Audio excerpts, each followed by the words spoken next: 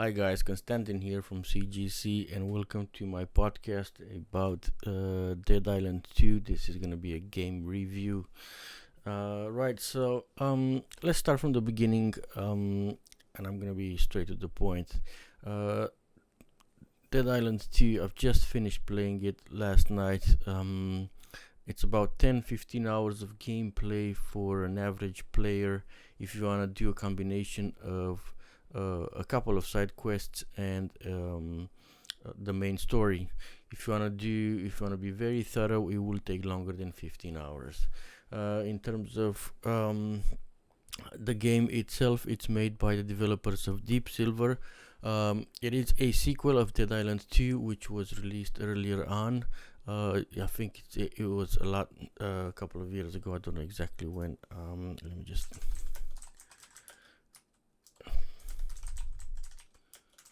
So it was released on 6th of September 2011. So that's about 12 years ago. Apparently, a lot of people were waiting for Dead Island 2 to come out, and that's why there is a lot of excitement about this game as well. As I've seen on the streaming channels, because I always lurk on them. There's a lot of viewers and a lot of followers on this game. It's quite popular. What can I say? Right, so the fact that they've waited 12 years for a sequel, that doesn't mean they've worked 12 years on this game. It only means that that's when they produced it. But as a guy that's played the game overall, all I can say is I can see that the game was well made. So the platform that I played on was PlayStation 5, and I quite enjoyed it. I did not find anything buggy or laggy with it like you find in current games. Like a lot of them get released incomplete. Now I don't know, because it might be because it's the PlayStation platform, which are very strict on games. It needs to be The games that get released on the PlayStation platform need to be very well made. Otherwise, PlayStation is going to take them down. So, because it's a massive platform, maybe Deep Silver could not afford to get it wrong, if you know what I mean. So the game starts. Well, pretty much it gets you up and running when the game starts. It doesn't have an easy start, and one of the things that's unique about it is the way it starts as well. So it gives you an introduction of your main selectable players. So you've got a selection of, I think it's about 4 or 5 players that are called slashers. And each of them has a short introduction on his capabilities. There's a combination of boys and girls. Each of them has some unique skills, and you get to pick your own character, which you'll have to stick with through the whole game. So you better pick wisely. Now, I don't think it makes much of a difference, because obviously they've designed it so that you can finish it with any character. But I would say just pick the one you like. After that, they literally just, you hit the ground running. They throw you into the fight, and that's it. You start fighting. The main story is the main story was with my character, which is Brian, a firefighter. You're pretty much on a plane. The plane crashes. All the characters, that's funny about it, all the characters are in the same plane, and when the plane crashes, only the character you chose to fight with survives. And I think that's funny. Right, so your plane crashes in the middle of LA, which is a city infected by zombies. It's in the middle of a zombie apocalypse. And you gotta start making your way out towards your mission objective. Brian's mission was to find his brother, to get out of the LA and find his brother.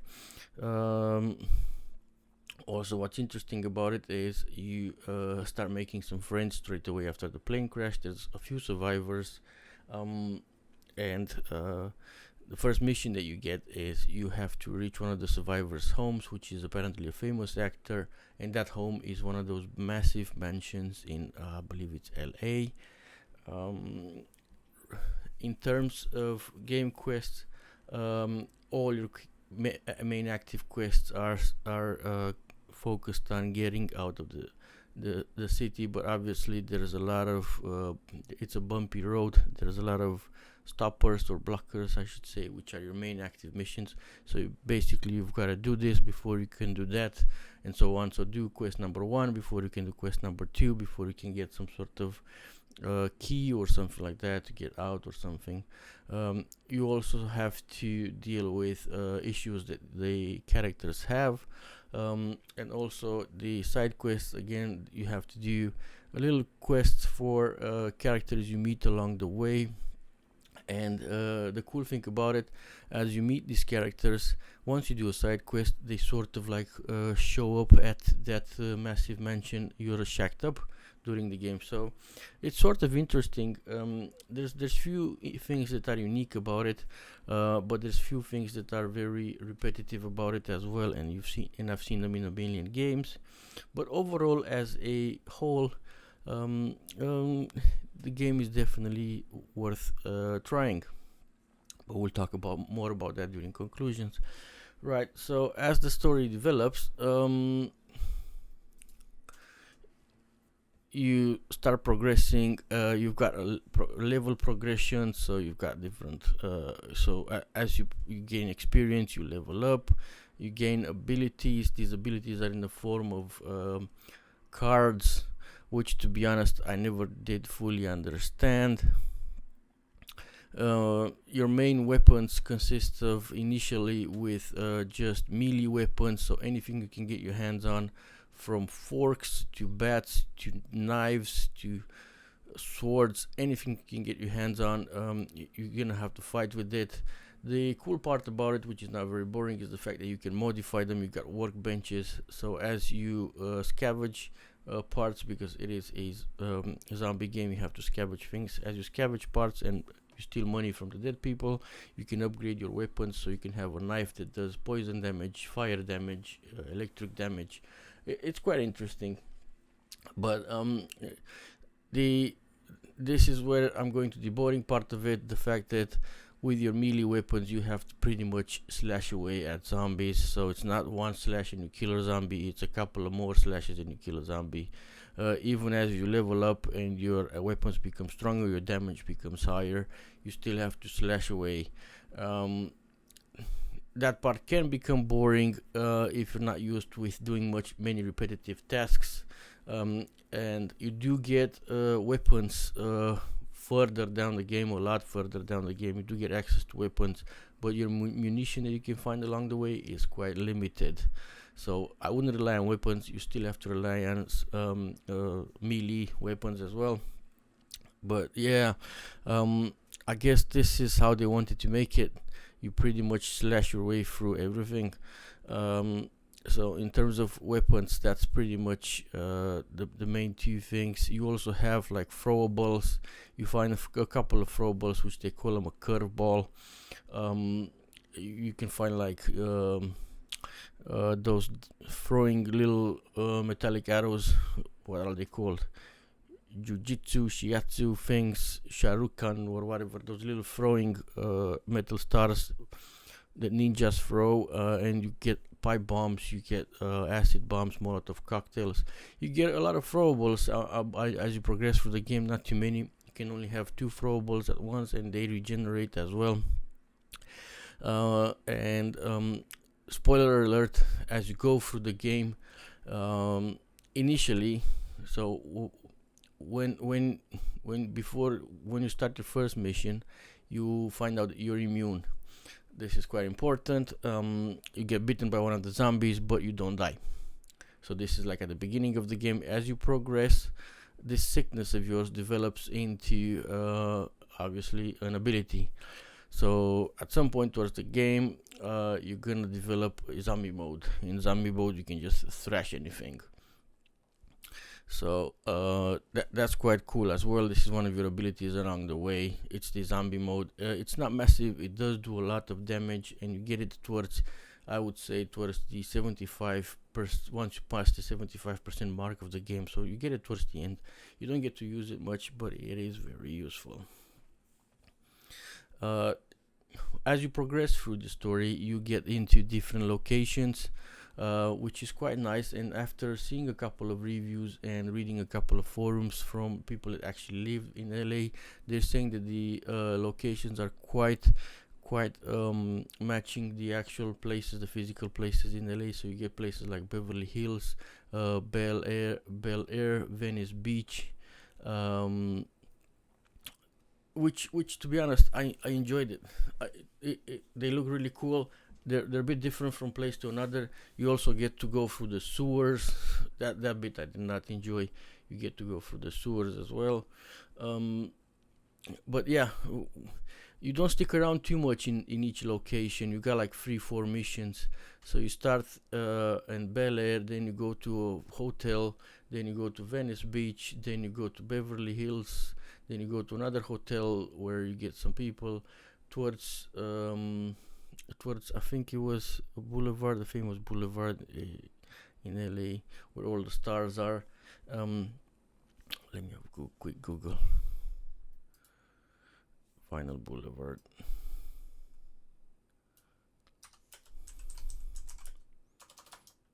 So the final location, I forgot its name. Hollywood ending, so it's the Hollywood Boulevard or something like that.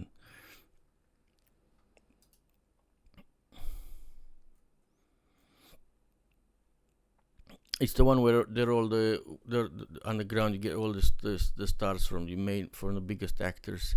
So that's where the final location is. But we'll get that part when we get there. So we've talked about duration. In terms of side quests, they're quite interesting. I don't know. You can do them all. It's not very difficult to like access all the side quests.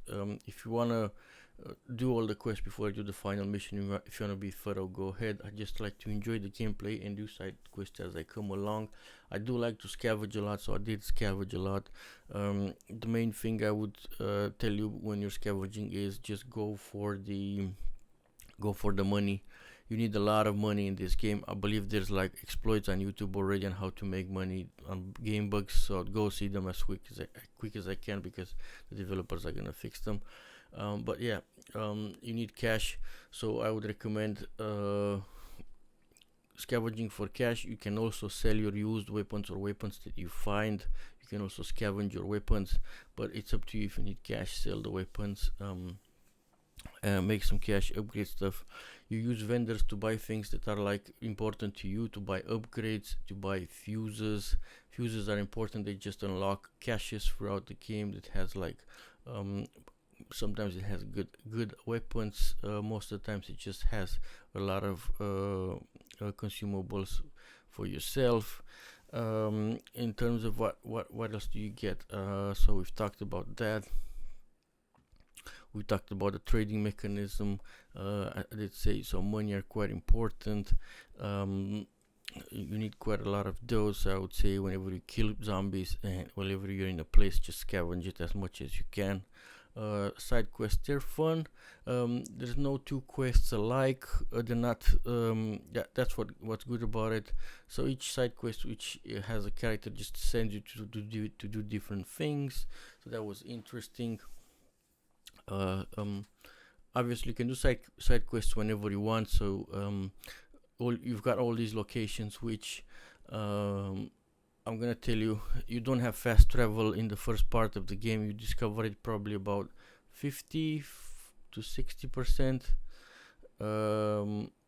I would say 40 to 50% along the game. You discover fast travel, which is not quite fast travel, as in you don't travel to locations. You travel between these areas that you discover. So let's say Bel Air to Hollywood Boulevard or something like that. You can just travel to this general location, and from there you have to literally walk where you have to go.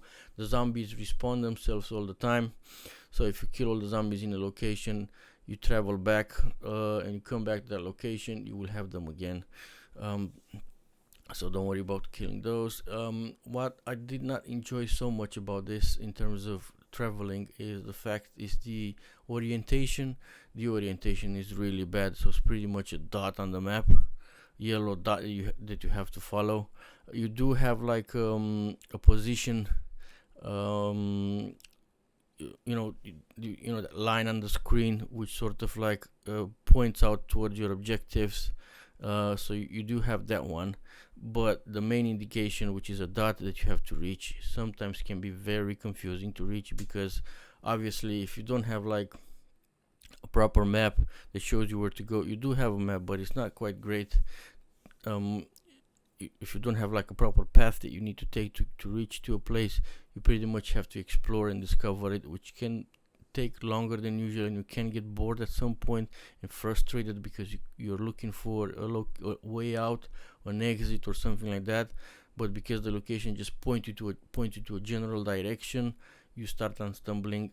I did find that annoying throughout the game.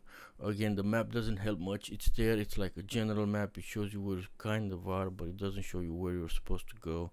It was difficult for me to make a correlation between the map and where I am exactly, and where exactly I am. So I would say that's definitely a cons thing. So right, moving forward in terms of game mechanics, I did, apart from the orientation, rest of it was quite alright, to be honest. You do hit guys with your legs. You can punch them. You have this jump towards them, so you throw yourself towards them and jump. At least with my character, they do feel kind of scripted. Some of them, your like hit combos, but apart from that, the mechanics is alright. The physics is decent as it could be. You can jump a lot.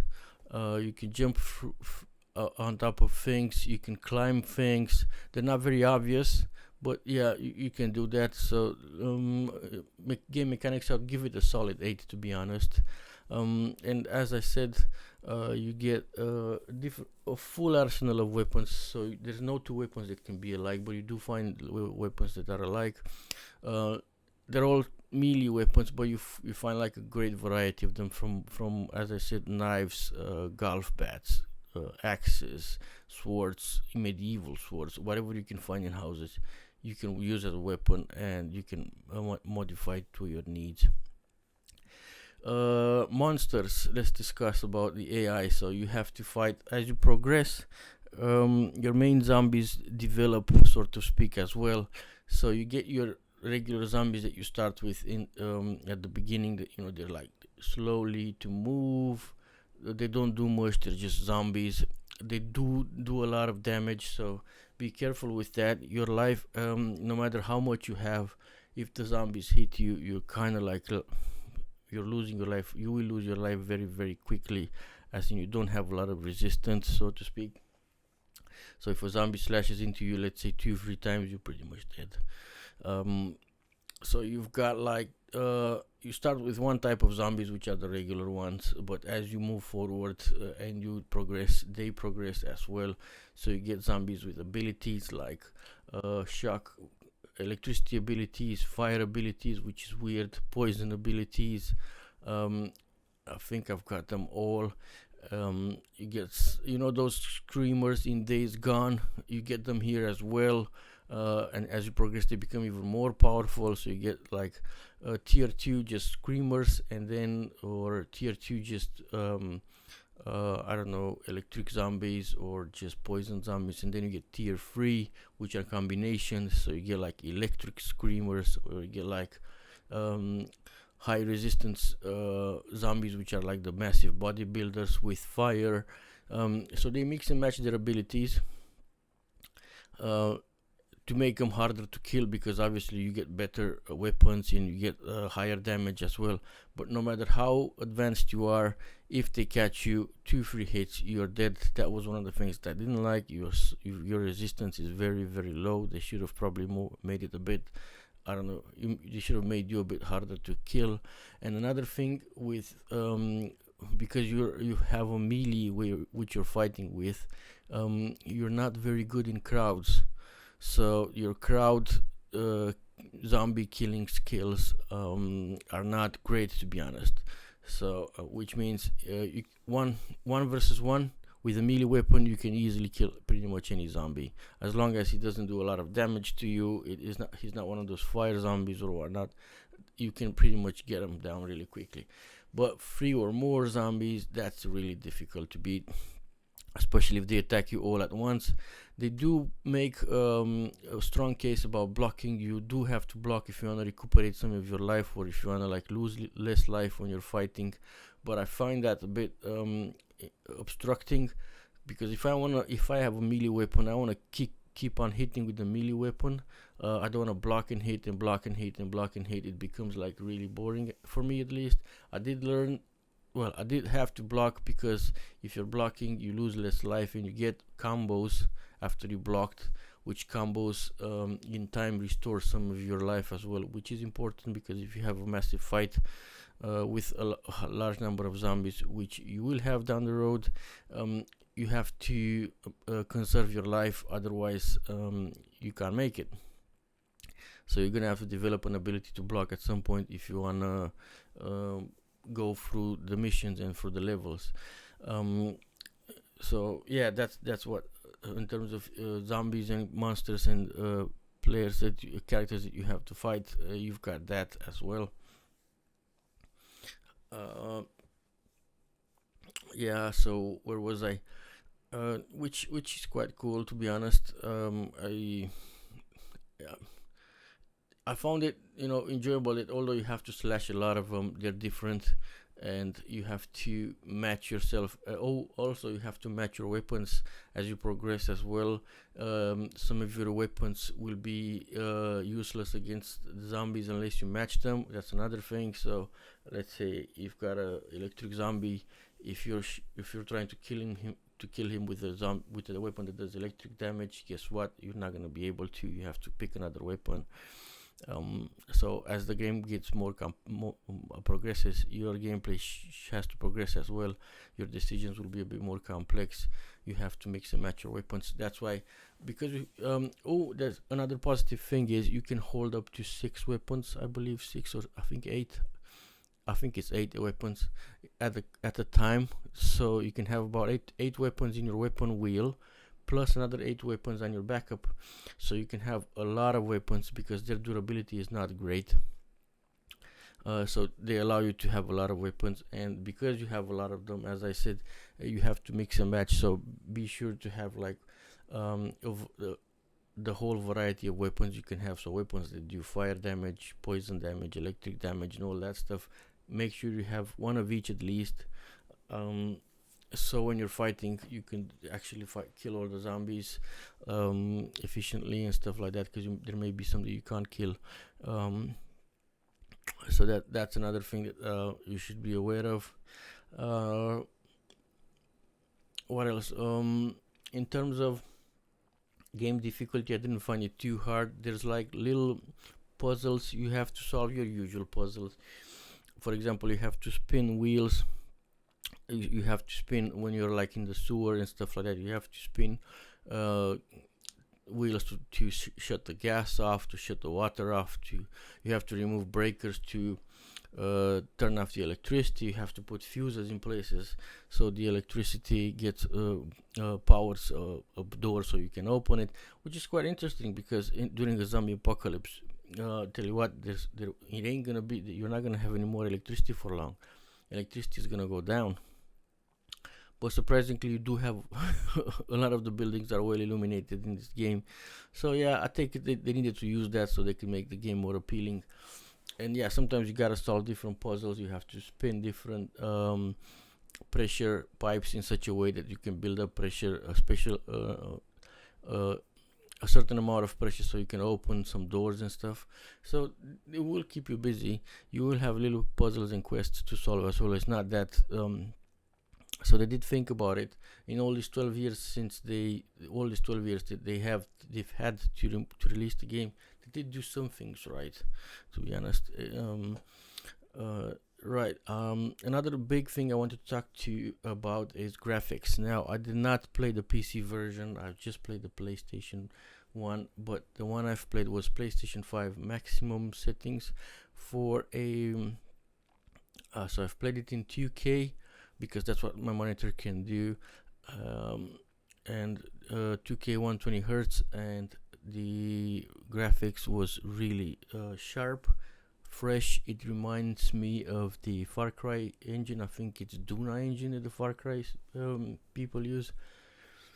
So it reminds me of Far Cry. That's how good it is.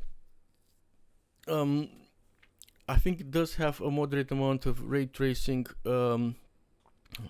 It, it does have a good definition, um, and in terms of graphics, I would give it a solid 9.5 out of 10. So in terms of, yeah, and in terms of characters, they look very lifelike. Their movements, their eyes, their facial muscles and stuff. It feels very genuine. So it's really good graphics. So if you're a graphics nut like I am, I really enjoy eye candy games. I would definitely go for it. It is enjoyable. It is some beautiful scenery out there. And one more thing about zombies, because you have to hack them and sack them and slash them, it does have a lot of gore, which is one of the best parts of this game. It's gore, like literally, once you start slashing into zombies, there's blood gushing out all over the place, left and right. And when as you hit them multiple times, because unfortunately you have to like hit 5-6 times, hit a zombie 5-6 times so you can get them killed sometimes. They start decomposing based on the location where you hit them. So if you hit a zombie with a bat in the face, guess what? His face is gonna get mashed up, and as you keep on hitting him, his like jaw is gonna fall off, half of face is gonna fall off. If you have a melee weapon which does slashing damage, like a sword or something like that, and you hit him in the limbs, his arms start decomposing. So you cut the flesh off his arms, and then you cut his arms. So yeah, the gore level is like really really cool. I think Dead Island. I didn't play Dead Island 1, but I think this is coming from Dead Island 1. It's like you get like it's quite cool anyway. It's not, well, it's like one of the things that makes it less boring when you're hacking and slashing them is they just decompose in all those weird modes and stuff, and they got like all sorts of blood coming out of all the places and stuff like that. And yeah, when you shoot him up, it's not like they're not linear, so they don't all get damaged in the same way. Based on where you shoot them and stuff, it's bits start falling off, face starts falling off, all sorts of stuff. So that's interesting as well. They paid attention to that, which is quite cool. So there's definitely a lot of attention that has gone into this game, a lot of what do you call it, care. I would say care. It's either because it's an investment and they need to get their money back, or it's because they were actually passionate about it. You never know until you speak to the developers themselves. So graphics is really good. Gameplay AI, I would say is medium. They're not the best. They're zombies. They're not the smartest. They do get stuck in walls and stuff. It's always gonna happen. They're not gonna be. It's not gonna be 100% AI.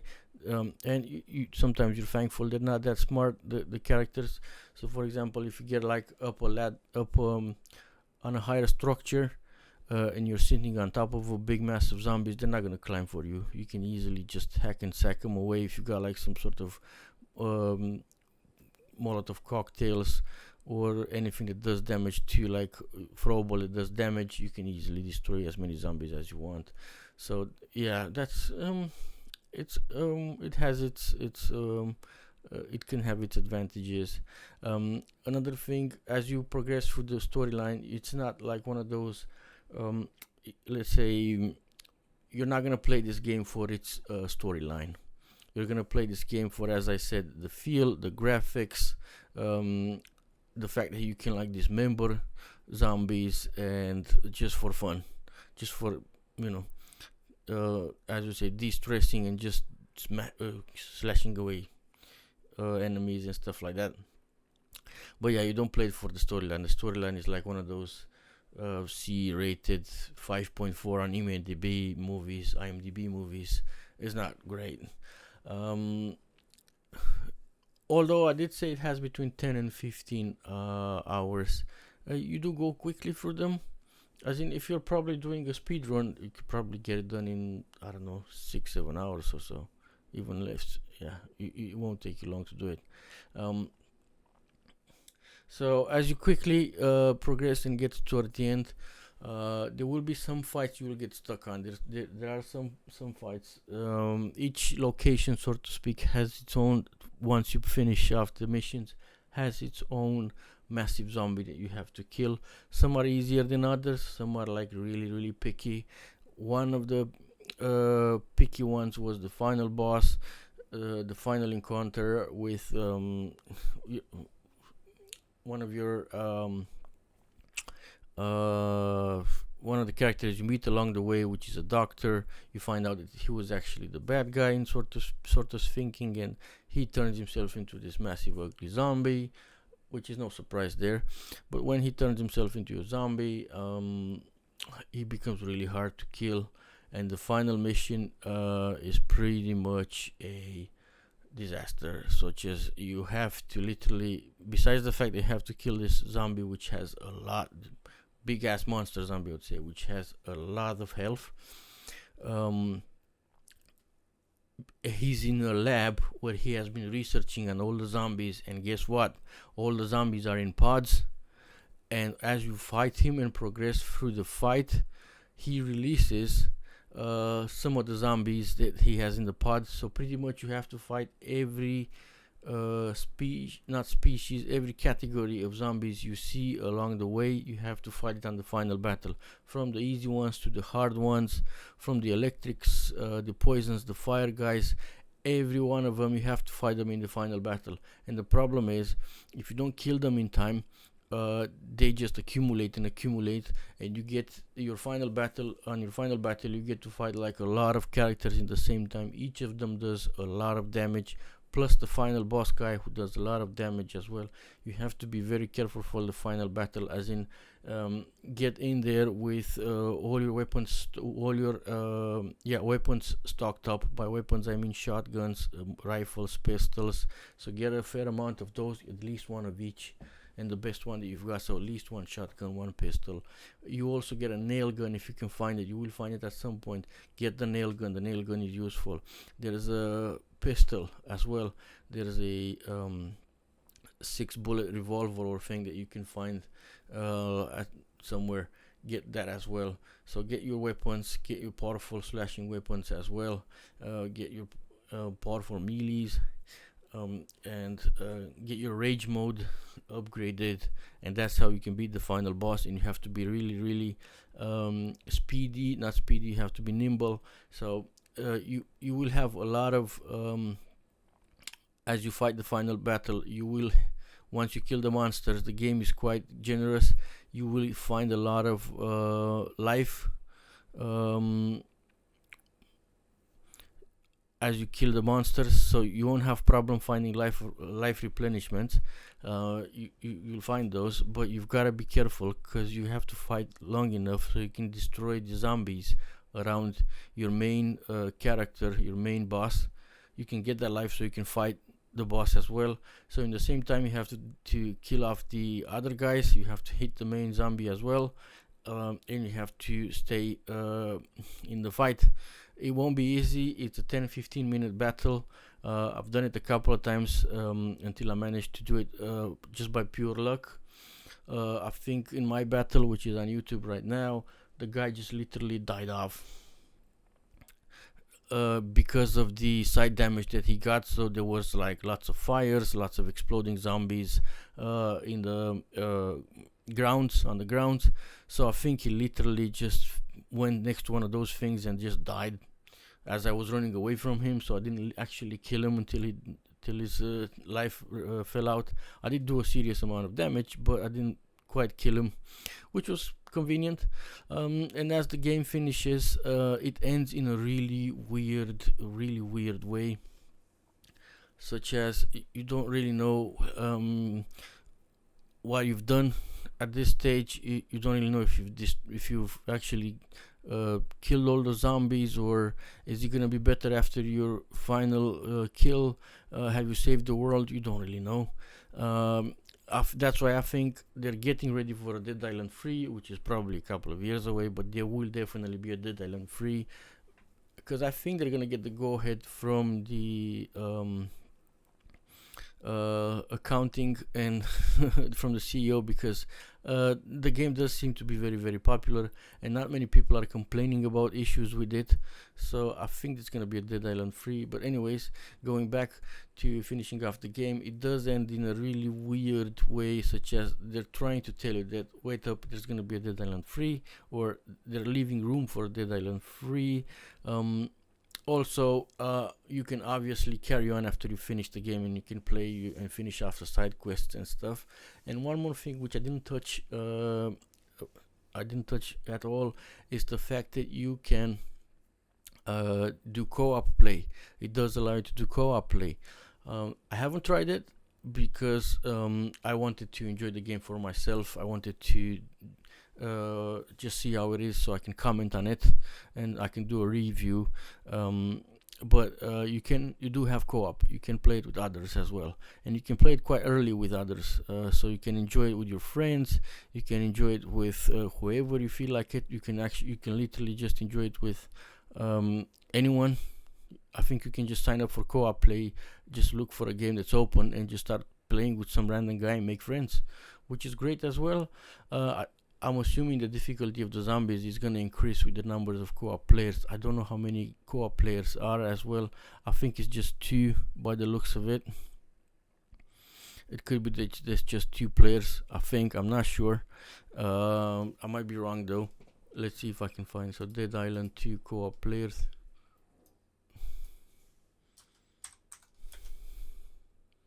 Maximum co-op.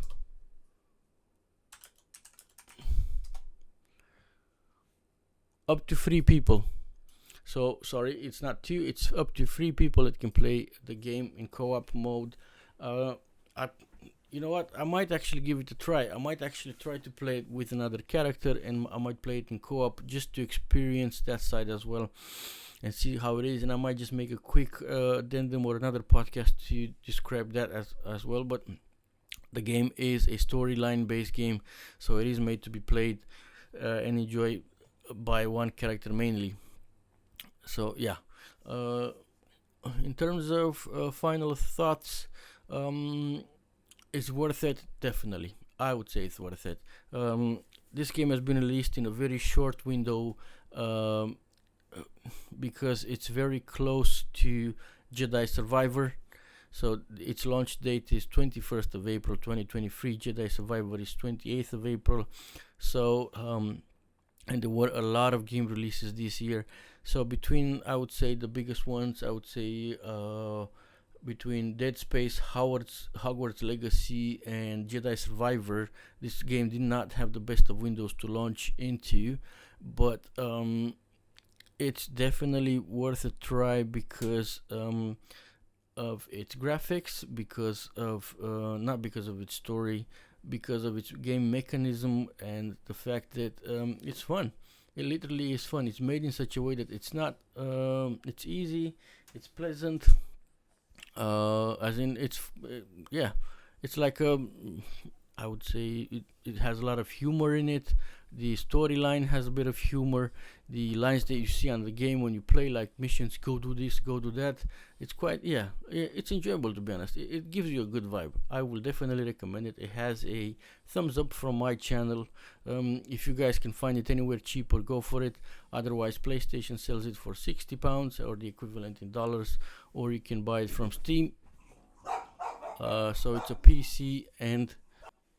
a PC and Xbox and PlayStation alike, so you can find it on any console you want to. And as I said, whatever you can find it cheaper, go for it. It looks like it's about £48 for Xbox on CD keys. For the standard edition, there's also better, like deluxe edition and stuff like that. You pick whatever you want. I don't know how much is on Steam. It's about £60 on PlayStation. So whatever platform you have, you can enjoy it. I definitely recommend it. Again, um, have a go at it. Although the Deep Silver developers are not the greatest ones, they did ban my Twitch channel for just trying to stream a YouTube video and comment a YouTube video on the gameplay a couple of days before the gameplay was released, but that doesn't matter. I got there in the end. So yeah, guys, that's it for this podcast. I hope you enjoy it. If you want to know more about the game, I'm here. If you got any questions, I'm here as well. If you want to watch the gameplay again, you can watch the gameplay on my channel. I've got full gameplay of this game for you guys to have a go at it before buying. So go for it. Thank you very much for listening to this. Peace out. Cheers.